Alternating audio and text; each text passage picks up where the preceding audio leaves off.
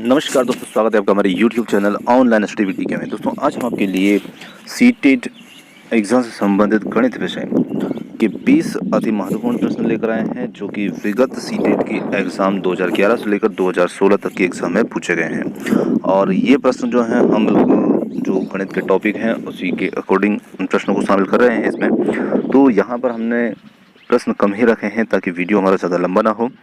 तो चलिए दोस्तों देखते हैं सीटेट 2011 से लेकर 16 तक जो हमारा फर्स्ट टॉपिक है संख्या पद्धति, उससे संबंधित 20 अति महत्वपूर्ण प्रश्न। यहाँ पर हम आपको बताना चाहेंगे कि ये जो गणित विषय का पेपर है ये पेपर सेकंड के लिए है, जो कि कक्षा 6 से 8 तक के लिए होता है। तो यहाँ पर सबसे पहले प्रश्न दिया गया है 2x माइनस 13, 2x माइनस 11 और 2x माइनस 9, 2x माइनस 7 क्रमागत है।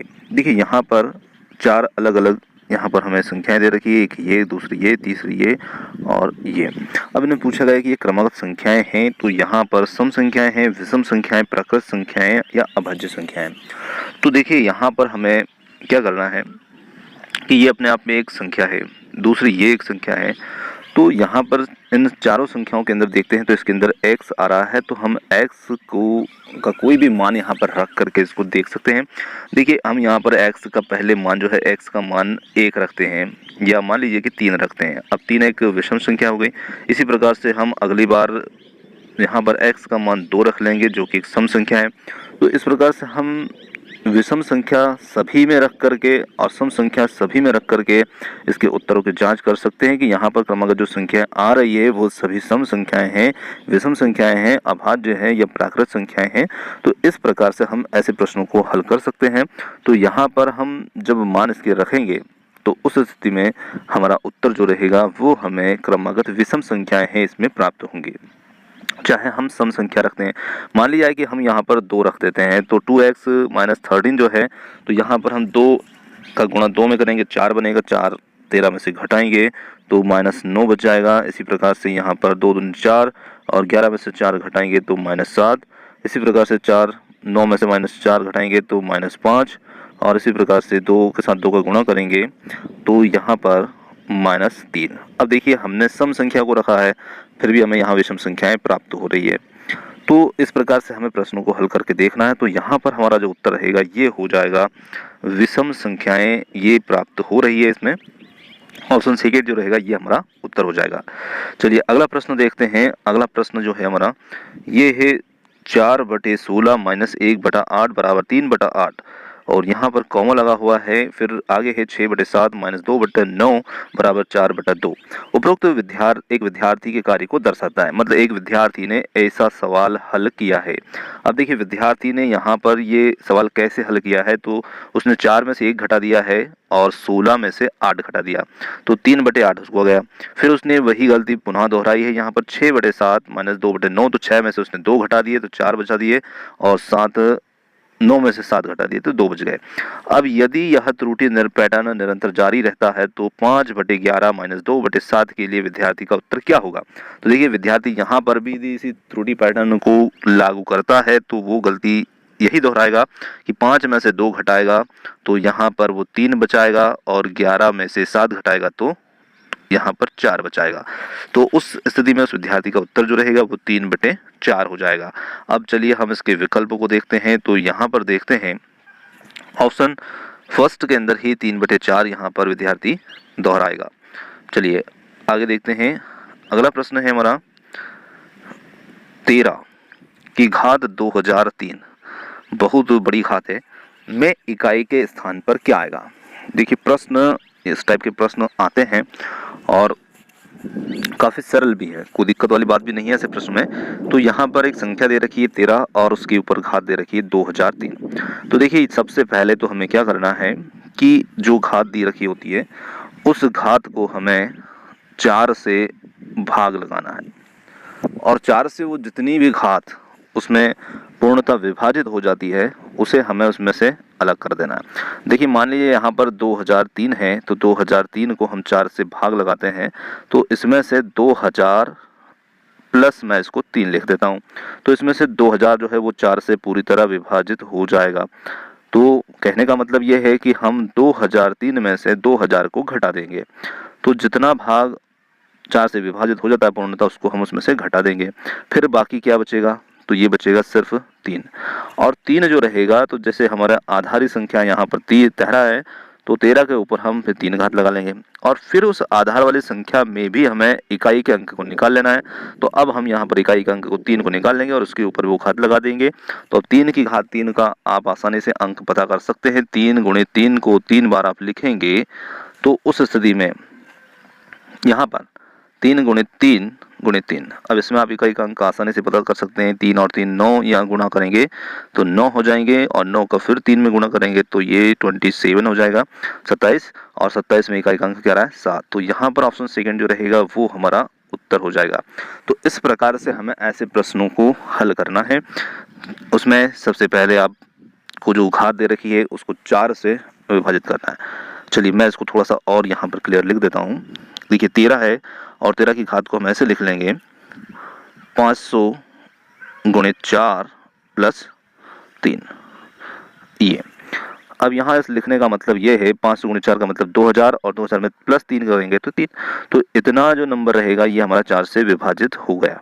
अब यहाँ पर हम 13 के ऊपर 3 घात लगा देंगे और 13 जो आधार नंबर है तो इसमें इकाई का अंक हमें निकाल लेना है। तो इसमें इकाई का अंक कौन सा है 3, और 3 के ऊपर कितनी घात लगा लेंगे 3, और फिर इस 3 का हम 3 बार गुणा करके आसानी से इकाई का अंक पता कर लेंगे जो कि 27 होगा। 27 में 7 अंक रहेगा इकाई का। तो ऐसे हमें इसको हल करना है। चलिए आगे देखते हैं। अगला प्रश्न है हमारा एक आयत को क्षैतिज रूप से तो बराबर भागों में बांटा जाता है। ऊपर वाले भाग को पुनः 3 बराबर भागों में बांटा जाता है और निचले भाग को 4 बराबर भागों में बांटा जाता है। तो मूल आयत का कितना भाग छायांकित है। तो सबसे पहले यहाँ देखते हैं एक आयत है उसको क्षैतिज रूप से 2 भागों में बांट दिया। उस स्थिति में प्रत्येक भाग 1/2 1/2 हो गया। अब फिर ऊपर वाले आयत को यहाँ पर 3 भागों में बांट दिया गया है। तो यहाँ पर 3 भाग बांट दिए हैं। तो अब उस स्थिति में इसे 1/2 का कितना भाग छायांकित हुआ। तो यहाँ पर 2 भाग छायांकित हैं और 1 भाग छायांकित नहीं है, मतलब कुल 3 भाग हैं। तो 2/3 यहाँ पर छायांकित हैं। अब नीचे देखते हैं तो नीचे 1/2 का यहाँ पर 2/4 भाग छायांकित है। 4 भाग में से 2 भाग छायांकित है। अब इन दोनों भाग को हमें जोड़ देना है। तो इस प्रकार से हमारा प्रश्न का यहाँ पर उत्तर निकल के आ जाएगा। तो चलिए थोड़ा सा इसको हल करते हैं। तो देखिए ऊपर का जो भाग है वो है हमारा 1/2। तो 1/2 का 2/3 भाग छायांकित हुआ। तो हमने 1/2 का मतलब गुणा कर दिया का की जगह पर और 2/3 कर दिया, प्लस नीचे का भाग फिर 1/2 है। तो 1/2 का 2/4 भाग छायांकित है। तो इस 2 से हम इस 2 को काट देते हैं, इस 2 से इस 2 को काट देते हैं। तो यहाँ पर हमारे पास बचता है 1/3 और यहाँ पर बचता है प्लस 1/4, क्योंकि दोनों के बीच में यहाँ पर प्लस है। अब हम इसका एलसीएम लेते हैं। तो इसका एलसीएम हो जाएगा यहाँ पर 12 और यहाँ पर 3 के ऊपर 1 है तो यहाँ पर हो जाएगा 4 और यहाँ हो जाएगा 3। तो इस प्रकार से हमारा उत्तर आ जाएगा 7/12। चलिए अब इसके विकल्प को देखते हैं। तो हमने इसका जो हल किया है तो उसमें हमारा उत्तर आया है 7/12। तो यहाँ पर ऑप्शन थर्ड जो रहेगा ये हमारा उत्तर हो जाएगा 7/12। चलिए अगला प्रश्न देखते हैं। अगला प्रश्न है हमारा संख्या 3 की घात यहाँ पर है 98 को 5 से भाग करने पर शेष रहता है। तो सबसे पहले हम यहाँ पर इसको भाग लगाने का जो तरीका है तो इसको यहाँ पर समझते हैं। तो देखिए सबसे पहले हम यहाँ पर 3 को उसी प्रकार से 4 जो संख्या है उससे इसको हम भाग लगाएंगे और जितनी घात यहाँ पर पूर्णतः विभाजित हो जाती है। तो देखिए हम यहाँ पर इसको लिख लेते हैं 3 और 3 की घात 96 प्लस 2। अब देखिए 96 जो है ये 4 से विभाजित हो जाएगा 24 बार। तो 96 को यहाँ से हम 98 से घटा देंगे तो उस स्थिति में शेष हमारे पास बचेगा 2 घात। तो 3 की घात यहाँ पर हो जाएगी 2।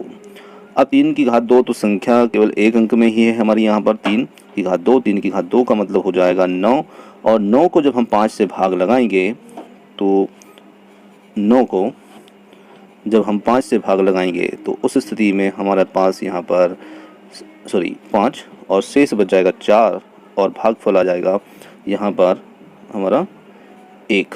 तो हमसे पूछा है शेष रहता है तो शेष क्या रहेगा 4। तो ऑप्शन सेकंड जो है इसमें उत्तर दिया है 4। तो ये हमारा उत्तर हो जाएगा। चलिए अगला प्रश्न है सीमा, अनीस, आशा और टैसी को जो व्यंजक दिए गए हैं वे नीचे उनके उत्तर सहित दर्शाए गए हैं। अब यहाँ पर सीमा ने जो हल किया है वो यहाँ दर्शाया गया है, अनीस ने जो किया वो यहाँ पर, आशा ने ये और टैसी ने ये हल किए हैं। तो इसमें से किसने सही उत्तर को प्राप्त किया है ये हमें देखना है। तो हमें यहाँ पर बॉडमॉस का नियम जो है वो लागू करना है और उस हिसाब से इनमें से देखना किसका उत्तर सही है। तो चलिए यहाँ पर सीमा के उत्तर को देखते हैं। तो सीमा का जो उत्तर है हमारा 4 गुणित 1 प्लस 8 भागे 2। तो सबसे पहले हम यहाँ पर 8 में 2 का भाग लगा देंगे तो उत्तर आ जाएगा हमारा 4, और 4 में 1 का गुणा करेंगे तो 4, और फिर दोनों के बीच में प्लस है तो उत्तर आ जाएगा 8। तो सीमा ने ही यहाँ पर सही किया है, ये हमें पहले ही मिल चुका है। अब अनीस का देखते हैं तो यहाँ पर इसका उत्तर गलत आएगा। आशा और टैसी का उत्तर भी ये गलत आएगा। तो क्योंकि इन्होंने बॉडमॉस के नियम के अनुरूप इनको हल नहीं किया है तो यहाँ पर अब इसकी विकल्प देखते हैं। तो यहाँ पर सबसे पहले दिया है आशा, टैसी, सीमा, अनीस। तो यहाँ पर हमने देखा कि सीमा ने उत्तर जो था वो सही हल किया था, तो इसलिए यहाँ पर हमारा ऑप्शन 3 जो रहेगा ये सही हो जाएगा। चलिए अगला प्रश्न देखते हैं। संकेतन। अब यहाँ पर एक संकेतन दिया है और इस संकेतन में एक ट्रायंगल बना है। उस ट्रायंगल के अंदर ए लिखा है, चाहे वह किसी भी आकार का हो, मतलब a+4 करना है। तो यहाँ हमें इस प्रकार के संकेत का मतलब होगा जो संख्या इसके अंदर लिखी हो उसमें हमें 4 जोड़ना है। तो संकेतन वर्ग के आकार का हो और उसके अंदर p हो, चाहे वह किसी भी आकार का हो, का मतलब होता है b²। तो यहाँ जहाँ a और b संख्याएं हैं तब निम्न का मान क्या होगा। अब देखिए ये काफ़ी अच्छा प्रश्न है, सरल है, थोड़ा सा हमें समझना है इसको। तो देखिए इसको थोड़ा सा हल करते हैं। अब थोड़ा सा मैं इसको ऊपर कर देता हूँ। चलिए अब यहाँ पर देखते हैं। तो सबसे पहले लिखा है एक ट्राइंगल बना है जिसके अंदर 3 लिखा है। तो देखिए ट्राइंगल जो होता है तो हम इसको हल करेंगे। तो ट्राइंगल का मतलब हमने देखा था कि इसका मतलब होगा a+4, मतलब जो भी संख्या है उसमें 4 जोड़ देना है। तो 3 + 4, और फिर ये संख्या एक वर्ग के अंदर है तो वर्ग का मतलब होगा घात 2, क्योंकि यहाँ पर लिखा है b²। तो हमने इसका ऊपर घात लगा दी। अब आगे प्लस का निशान है तो हम यहाँ प्लस लगा देंगे।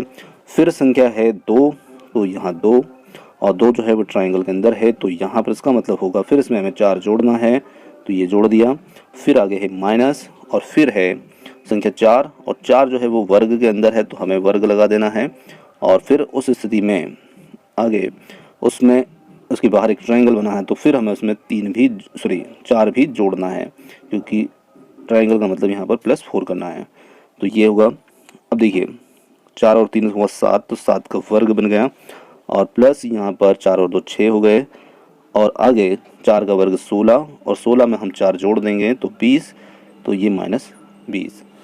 अब यहाँ पर 7 का वर्ग होगा 49, प्लस 6 -20, तो 49 में हम 6 जोड़ देंगे तो ये हो जाएगा हमारा 55, और 55 से हम 20 को घटा देंगे तो हमारा उत्तर जाएगा 35। तो यहाँ पर ऑप्शन 4 जो रहेगा ये हमारा उत्तर हो जाएगा 35। चलिए अगला प्रश्न है। 2 की घात 10 - 1 निम्न में से विभाज्य है। तो देखिए यहाँ पर 2 की घात 10। अब 2 की घात 10 को हमें बहुत जल्दी कम समय में कैसे हल करना है। तो देखिए हम 2 की घात 5 तक आसानी से याद रहता है हमें। 2 की घात 5 गुणित 2 की घात 5, इसका मतलब 2 की घात 10 हो जाएगा, और आगे -1 कर देंगे। अब देखिए 2 की घात 5 जो होगा उसका मतलब हमें 2 का 5 बार गुणा करना है, तो 2 का 2 में करते हैं तो 4 दूनी 8 दूनी 16 दूनी 32, तो इसका मतलब है 32, और फिर इसका मतलब है 32, और 32 का जब हम 32 में गुणा करते हैं या 32 का वर्ग करते हैं तो 1024 हो जाता है, और इसमें से जब हम 1 माइनस कर देते हैं तो ये 1023 हो जाता है। अब कहने का मतलब ये कि 1023 यहाँ निम्न में से विभाज्य है। किससे विभाज्य रहेगा। चलिए आगे देखते हैं इसको। 1023 जो है, अब देखिए हमें देखना 4 2 10 3, तो अलग अलग संख्याओं के अलग अलग विभाज्यता के नियम होते हैं, और यहाँ पर मैं आपको 3 का नियम बता रहा हूँ। यदि सभी अंकों का योग कर लेंगे और 3 से उसका योग विभाजित हो जाता है तो संख्या 3 से विभाजित हो जाती है। तो देखिए 3 और 2 यहाँ पर 5 हो जाएंगे, फिर उसमें 0 और उसमें 1 जोड़ेंगे तो ये कुल संख्या बन जाएगी 6, और 6 जो होता है वो 3 से विभाजित हो जाता है। तो कहने का मतलब ये है कि जो 1023 रहेगा ये भी 3 से विभाजित हो जाएगा, क्योंकि इसके अंकों का योग यदि 3 से विभाजित हो जाता है तो ये भी हो जाएगा। तो यहाँ पर ऑप्शन फोर्थ जो रहेगा ये हमारा उत्तर हो जाएगा कि ये 3 से विभाजित हो जाएगा। और यदि पीछे कोई सम संख्या होती तो 2 और 4 से भी विभाजित हो जाती है, और कोई संख्या में 0 रहता तो वो 10 से भी विभाजित हो जाती। तो ऐसे हमें इनके अलग अलग संख्याओं के विभाज्यता के नियम को ध्यान में रखना है ताकि हमें हल करने में आसानी हो। चलिए अगला प्रश्न है, 2010 में किसी नगर की जनसंख्या 30.3 मिलियन है। देखिए यहाँ पर मिलियन में दिया है और यह संख्या निम्न के बराबर है। तो हमें समझना है कि 1 मिलियन जो होता है, 1 मिलियन मतलब 10 लाख होता है। तो सीधे सीधे हमें यहाँ पर 30.3 में 10 लाख का गुणा कर देना है।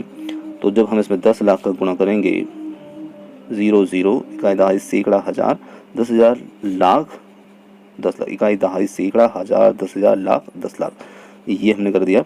और इसमें यहाँ पर देखते हैं पॉइंट लगा है तो 1 0 और आपका कम हो जाएगा। यहाँ पर अब कुल 0 5 है तो 5 0 इस 303 के पीछे हम लगा देंगे। तो 303 के पीछे जिसमें 5 0 लगा देंगे, 1 2 3 4 5, तो ये हमारी संख्या बन जाएगी इकाई दहाई सैकड़ा हज़ार 10,000 लाख 10 लाख करोड़। तो 3 करोड़ 3 लाख जो है ये हमारा उत्तर है, और ये दिया है ऑप्शन थर्ड के अंदर। तो ये हमारा उत्तर हो जाएगा। चलिए अगला प्रश्न देखते हैं। अगला प्रश्न है हमारा, -3/8 गुणित -7/13 का व्युत्क्रम क्या होगा। तो चलिए व्युत्क्रम को हल करने के पहले हम 3/8 और गुणित -7/13 को ही गुणा कर लेते हैं। तो देखिए 3 का हम 7 में गुणा करेंगे, दोनों संख्या माइनस में है तो ये प्लस में हो जाएगा 21, और 13 8 104, तो यहाँ पर 104 मतलब 21/104। अब इसका व्युत्क्रम करना है, व्युत्क्रम का मतलब होता है उल्टा, तो इसका उल्टा करेंगे तो ये हो जाएगा 104/21। तो हमारा यहाँ पर जो उत्तर रहेगा वो हो जाएगा 104/21, और ये दिया है हमें ऑप्शन फर्स्ट के अंदर, और सेकंड के अंदर भी दिया है, बस सेकंड में 104 को माइनस किया है तो वो माइनस में नहीं आएगा, ये हमें ध्यान रखना है। तो ऑप्शन फर्स्ट हमारा उत्तर हो जाएगा। चलिए अगला प्रश्न है हमारा, -3 से छोटी पर -8 से बड़े पूर्णांकों की संख्या है। तो देखिए 3 से छोटी पर -8 से बड़े पूर्णांक, तो -3 से छोटी संख्या कौन सी होती है, तो वो होती है, चलिए मैं यहाँ -3 लिख देता हूँ और इस 3 के आगे हमें देखना है। तो -3 से छोटी संख्या होगी -4 -5 -6 -7, और 8 से बड़े तो -8 यहाँ पर लिखते हैं, और इस 8 से बड़े तो ये चारों संख्याएं जो हैं ये 3 से तो छोटी है और -8 से बड़ी है। तो यहाँ पर -3 से छोटी पर -8 से बड़े पूर्णांकों की संख्या है, तो कितने ऐसे पूर्णांक हैं, और पूर्णांक संख्या के अंदर हमारी प्लस और माइनस दोनों संख्याएं शामिल होती हैं, इसमें 0 भी शामिल हो जाता है। तो यहाँ पर 4 ऐसी संख्याएं हमें देखने को मिली है। तो इस टाइप का प्रश्न जो है वो 2011 और 15 में भी पूछा गया है। तो संख्याओं का जो पूछने का तरीका होता है वो थोड़ा सा चेंज कर देते हैं। तो ये प्रश्न रिपीट होने वाले प्रश्न हैं, आप थोड़ा सा इन पर फोकस कीजिएगा, क्योंकि हम जनरली इनको हल करते हैं तो उस स्थिति में हम थोड़ा सा ध्यान चूक जाते हैं कि 3 से छोटी बड़ी 8 से बड़े, तो हम कहीं ना कहीं चूक कर देते हैं हल करने में। तो हमें थोड़ा सा ध्यानपूर्वक ऐसे प्रश्न को हल करना है। चलिए तो यहाँ हमारा उत्तर जो रहेगा वो हो जाएगा ऑप्शन थर्ड जो है 4, ये हमारा उत्तर हो जाएगा। 4 ऐसी संख्या हमें देखने को मिली है। चलिए फिर अगला, जब किसी संख्या के आधे में 15 जोड़ दिया जाए तो परिणाम 39 प्राप्त होता है, तो वास्तविक संख्या के अंकों का योग है। अब यहाँ पे हमें देखना है कि मान लेते हैं कि एक संख्या x है, उसका आधा 2 हो गया x/2, और इसमें हमें 15 जोड़ देना है, तो ये x/2 + 15, और बराबर यहाँ पर हमें परिणाम 39 प्राप्त होता है, तो बराबर हम 39 लिख देंगे इक्वल। और फिर उसके बाद में इस 15 को यहाँ पक्षांतर कर देंगे 39 की साइड में, तो ये हो जाएगा x/2 बराबर 39 - 15, तो ये बच जाएगा यहाँ पर 24। अब x/2 बराबर यहाँ पर 24 24 जो है, तो 2 का हम इसमें गुणा कर देंगे, तो ये हो जाएगा x बराबर 48 48। अब हमसे प्रश्न में कहा गया है कि इसके अंकों का योग बताइए। तो इसकी संख्या वास्तविक ये आ रही है और इसके अंक योग होगा 8 और 4 12, तो 8 और 4 12, तो ये दिया हमें ऑप्शन फोर्थ के अंदर 12, तो हमारा उत्तर यहाँ पर रहेगा ऑप्शन 4। चलिए अगला प्रश्न देखते हैं। दो पूर्ण संख्याओं का गुणनफल 24 है और इन संख्याओं का न्यूनतम संभव योग। काफ़ी सरल प्रश्न है। हम सामान्यतः सोच सकते हैं कि जैसे दो पूर्ण संख्याएं हैं और उनका योग गुणनफल 24 है, तो 24 कौन कौन सी संख्या गुणनफल होता है। तो देखिए, सबसे पहले बात करते हैं, 6 गुणित 4 भी 24 होता है और 8 गुणित 3 भी 24 होता है। इसी के साथ साथ अगला हम देखते हैं तो 12 गुणित 2 भी 24 होता है। अब हम देखेंगे कि हमारा प्रश्न के अनुरूप कौन सी संख्या इसमें फिट होती है। तो दो पूर्ण संख्याओं का गुणनफल 24, तो हमारे पास तीन विकल्प तैयार हो चुके हैं कि ये तीनों में से कोई सी भी संख्या हो सकती है। और उसमें पूछा है कि संख्याओं का न्यूनतम संभव योग। अब देखिए, हमने तीन संख्याएं ली, तो 6 और 4 का योग करते हैं तो 10 होता है, 8 3 का करते हैं तो 11 होता है, और इसका करते हैं तो 12 और 2 14 होता है। तो हमसे न्यूनतम संभव योग पूछा है, तो न्यूनतम स्थिति में 6 गुणित 4 होगा, मतलब कि वो संख्या 6 और 4 होंगे और उसका योग होगा 10। तो ऑप्शन फर्स्ट जो रहेगा ये हमारा उत्तर हो जाएगा। तो क्वेश्चन है हमारा 0.001 प्लस 1.01 प्लस 0.11 का मान क्या है। तो देखिए, ऐसे प्रश्नों को हमें हल करते समय सिर्फ एक बात का विशेष ध्यान रखना है कि सबको आप थोड़ा सा एक के नीचे एक इस प्रकार से लिख लें ताकि आपको त्रुटि ना हो। और ये ध्यान रखें कि पॉइंट के नीचे आपको पॉइंट लगाना है, चाहे आपकी संख्याएं आगे पीछे की तरफ दाएं बाएं खिसकती हो। तो 1.01, फिर अगला है 0.11।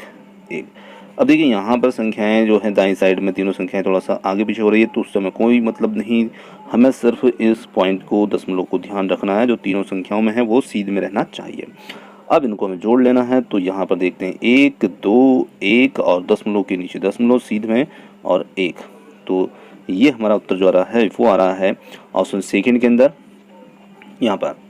तो ऑप्शन सेकेंड जो रहेगा ये हमारा उत्तर हो जाएगा। बहुत ही सरल प्रश्न है ये। अगला प्रश्न है हमारा, संख्या n को दुगना करके उसमें y को जोड़ा जाता है, इस परिणाम को 2 से भाग करके फिर उसमें से वास्तविक संख्या n को घटाया जाता है, तो अंतिम परिणाम है। तो यहाँ पर हमें देखना, जैसा प्रश्न ने कहा वैसा हमें करते जाना है। तो देखिए, यहाँ पर सबसे पहले एक संख्या है n, तो इसका दुगना करेंगे तो 2 गुणित n हुआ, और फिर उसमें y जोड़ना है तो प्लस y कर दिया, फिर इस परिणाम को 2 से भाग देना है, मतलब इसके बटे में 2 कर देना है। अब ये जो संख्या है इसमें से फिर हमें n को घटाना है, तो माइनस n। अब हमारा उत्तर यहाँ क्या आएगा। तो देखिए, यहाँ पर सबसे पहले हमें क्या करना है कि 2n के बटे में 1 मानना है और 1 और 2 का एलसीएम लेना है। तो यहाँ पर हो जाएगा 2 और 2 का n में गुणा करेंगे तो ये हो जाएगा 2n और प्लस y, और यहाँ इसका एलसीएम हमने ले लिया है, n के बटे 1 है इसका, तो यहाँ पर उस n में भी माइनस 2 हो जाएगा 2n। तो इस 2n से ये 2n क्रॉस हो जाएगा, तो हमारे पास सिर्फ बचेगा y/2। तो ऑप्शन y/2 जो रहेगा ये दिया हमें ऑप्शन फोर्थ के अंदर, तो हमारा उत्तर हो जाएगा ऑप्शन फोर्थ। चलिए अगला देखते हैं, -7 और -3 के बीच स्थित पूर्णांकों का गुणनफल है। तो यहाँ पर हमें देखना है -7 और 3 के बीच गुण संख्याएँ कौन कौन सी हैं। तो -7 के पहले -6 और इसके साथ -5 और -4 और फिर आता है -3। तो देखिए, यहाँ पर 3 और 7 के बीच जो संख्या है इनका गुणनफल हमसे पूछा है। अब ये संख्याएं चूंकि माइनस में हैं तो इन तीनों को हमें आपस में गुणा कर लेना है। तो यहाँ पर हम -6 गुणित -5 और गुणित -4, तो देखिए 5 और 4 का करते हैं तो ये दोनों संख्याएं प्लस में हो जाएंगी, तो ये हमारा हो जाएगा 20, और फिर 20 का हम वापस -6 में गुणा करेंगे तो ये हो जाएगा -120। तो हमारा जो उत्तर रहेगा वो माइनस में होगा क्योंकि संख्याएं 3 थी। तो ऑप्शन थर्ड जो है ये हमारा यहाँ पर उत्तर बन जाएगा। तो यहाँ उत्तर हो जाएगा -120। चलिए अगला प्रश्न है हमारा 1 + 11/10 + 11/100 + 111/1000 + 111/10000। देखिए काफ़ी सरल प्रश्न है, हमें यहाँ पर ध्यान ये रखना है। मैं जो तरीका ऐसे प्रश्नों को हल करने में अपने खुद का इस्तेमाल करता हूँ, तो देखिए कोई भी संख्या है उसके नीचे 10, 100, 10,000, 1,000, 10 लाख, 10 करोड़, कोई से भी संख्या हो पर वो 100, 10 इस प्रकार होना चाहिए। तो हमें सीधे सीधे क्या करना है कि जो संख्या है उसके नीचे जितने 100, 10, 1000 में जीरो है उतने जीरो गिन करके उस संख्या को ऊपर वाली संख्या, क्योंकि भाग हम ऊपर वाली संख्या में लगा रहे हैं, तो उतने जीरो जितने हैं उतने अंक आप ऊपर से दाईं साइड से गिनना स्टार्ट करें और उतने अंक को दशमलव लगा दें, बस आपका भाग आसानी से लग जाएगा। जैसे मान लिया जाए कि यहाँ पर 11/10 है, तो 10 में कितने जीरो होते हैं, तो 1 जीरो। तो हम यहाँ पर क्या करेंगे कि जो ऊपर संख्या दे रखी है इसमें हम भाग लगा रहे हैं, तो एक अंक को छोड़ करके हम दशमलव लगा देंगे, तो 1.1 हमारा उत्तर आ गया। अब यदि यहाँ पर 100 होता तो फिर हमें 2 अंक को छोड़ना पड़ता, तो जैसे इसका यहाँ पर हल हो गया 1.1। अब इसका हल देखेंगे तो इसका हल क्या रहेगा, तो इसके बटे में 200 है और 100 में 2 जीरो हैं, तो यहाँ पर 2 अंक दाईं साइड से हम स्टार्ट करेंगे, तो 1 ये हो गया और इनके पहले हमें लगाना है यहाँ पर। अब पहले चूंकि दशमलव है तो यहाँ पर हम 0.11 कर लेंगे इसको, क्योंकि यदि अंक खत्म हो जाते हैं तो उसके पहले हमें 0 लगाना ज़रूरी है। अब यहाँ पर 3 जीरो हैं तो इसका उत्तर हो जाएगा 0.111। अब इसमें 4 हैं तो यहाँ पर अंक तो 4 नहीं है हमारे पास, तो हम क्या करेंगे कि 1.113 तो हमने अंक ले लिया और इसके पहले 1 0 लगा देंगे। अभी 4 अंक बन गए और इसके पहले हमें फिर यहाँ दशमलव और फिर यहाँ 0। तो इस प्रकार से आप देखेंगे दशमलव के बाईं साइड 4 अंक हैं क्योंकि नीचे 4 जीरो है, इसमें दशमलव के बाद 3 अंक हैं क्योंकि नीचे 3 जीरो। 11/100 में देखेंगे कि दशमलव के बाद 2 अंक है, तो इस प्रकार से आपको बहुत आसानी से भाग लग जाएगा। अब जब आप भाग लगा लेंगे तो आपको फिर इन सबको जोड़ देना है, जैसा हम सामान्यतः जोड़ते हैं। तो हमने यहाँ पे देखा कि 1 और 1 दशमलव, इस 1 के बाद हम दशमलव के बाद 0 लगाते हैं तो कोई फ़र्क नहीं पड़ता है, कितने भी 0 लगा लें। अब इसका आंसर आया था 1.1 और इसका आया था हमें 0.11। फिर अगला जो था उसका हमें उत्तर आया था 0.111 और अगले का जो आया था वो आया था हमें 0.011। तो इस प्रकार से हम इन सबको जब जोड़ देंगे तो हमारा उत्तर जो रहेगा वो आ जाएगा 2.3321 जो दिया है ऑप्शन थर्ड के अंदर। तो इस प्रकार से हमारा उत्तर हो जाएगा ये। चलिए अगला प्रश्न देखते हैं। अगला प्रश्न है हमारा गणित, दो प्रश्न यहाँ पर हमने पेडागोजी का शामिल कर दिए हैं। तो गणित के कक्ष में महत्व दिया जाता है, तो उसमें दिया जाता है समस्या समाधान की युक्तियों पर। और इसी के साथ में अगला प्रश्न है हमारा, गणित की अच्छी पाठ्यपुस्तक में होते हैं बहुत सारे, तो गणित की अच्छी पाठ्यपुस्तक में बहुत सारे क्या होते हैं, तो उसमें समन्वेषण के लिए प्रश्न होते हैं। तो ये दोस्तों था हमारा आज का गणित से संबंधित एक छोटा सा वीडियो ज़्यादा लंबा ना हो इसलिए हमने बहुत ही सीमित प्रश्नों को शामिल किए। और आपको वीडियो कैसा लगा कमेंट्स करके ज़रूर बताइएगा। आपको यदि वीडियो पसंद आता है तो हम अगला वीडियो अगले टॉपिक पर विगत वर्षों में पूछे गए प्रश्न आपके लिए लेकर आएंगे, ताकि आपको पता चले कि किस प्रकार के प्रश्न इसमें पूछे जाते हैं। तो उम्मीद करते हैं कि आपको वीडियो पसंद आया होगा। तो आप हमारे साथ समय तक बने रहे उसके लिए बहुत बहुत धन्यवाद। Thank you so much. मिलते हैं जल्द ही अगले वीडियो में।